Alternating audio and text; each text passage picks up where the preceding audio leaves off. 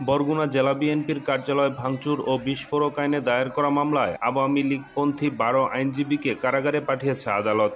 মঙ্গলবার বরগুনা জেলা ও দায়রা জজ আদালতের বিচারক মোহাম্মদ সাইফুর রহমান তাদের জামিন আবেদন নামঞ্জুর করে কারাগারে পাঠানোর নির্দেশ দেয়। মামলার এজাহার সূত্রে জানা যায়, ২০২৩ সালের ১৭ মার্চ শেখ মুজিবুর রহমানের জন্মবার্ষিকী উপলক্ষে এক মিছিল থেকে বরগুনা জেলা বিএনপির কার্যালয়ে হামলা চালানো হয়।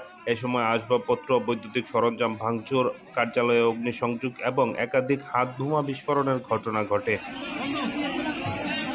ঘটনার ২ বছর পর গত ৩০ এপ্রিল এস.এম. নাইমুল ইসলাম নামের এক ব্যক্তি বিশেষ ক্ষমতা ও বিস্ফোরক আইনে ১৫৮ জনকে আসামি করে মামলা দায়ের করেন। মামলায় আওয়ামী লীগপন্থী নেতা, আইনজীবী, সাংবাদিক, ব্যবসায়ী সহ স্বেচ্ছাসেবক দলের এক নেতার নামও রয়েছে।